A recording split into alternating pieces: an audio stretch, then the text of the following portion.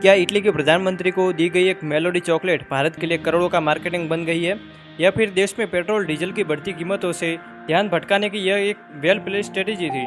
आज के इस वीडियो में हम डिकोड करेंगे कि हाई लेवल डिप्लोमेसी और हमारी जेब पर पड़ रही महंगाई के बीच का असली गणित क्या है। क्या यह सिर्फ एक फोटो ऑप था या इसके पीछे कोई बड़ा इकोनॉमिक विजन है।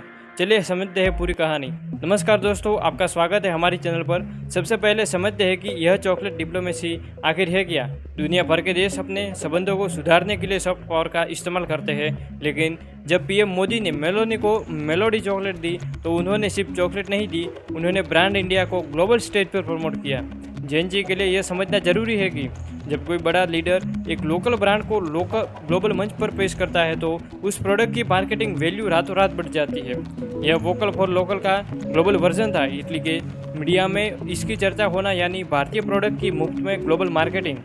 लेकिन सिक्के का दूसरा पहलू भी है। जब दुनिया इस मेलोडी मोमेंट को एंजॉय कर रही थी तब भारत में पेट्रोल और डीजल के दाम आम जनता के बजट को हिला रहे थे।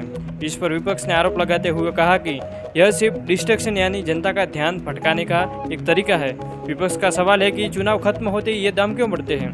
क्या हमारी विदेश नीति सफल है, लेकिन घरेलू अर्थव्यवस्था में हम कहीं पीछे छूट रहे हैं। यह सवाल आज हम भारतीय के मन में है। महंगाई सिर्फ पेट्रोल तक सीमित नहीं, यह ट्रांसपोर्टेशन कॉस्ट है जो खाने पीने की चीज़ों के दाम भी बढ़ा रही है।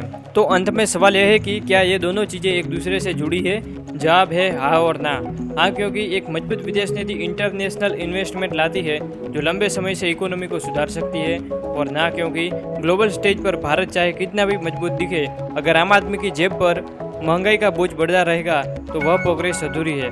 सरकार के लिए चैलेंज ये है कि सॉफ्ट पावर का इस्तेमाल तो हो गया, लेकिन अब लोकल पावर यानी जनता की परचेसिंग पावर को कैसे बचाएं। आप क्या सोचते हैं, क्या यह चॉकलेट डिप्लोमेसी वाकई भारत के लिए फायदेमंद है या महंगाई के मुद्दे पर सरकार का जवाब अभी बाकी है।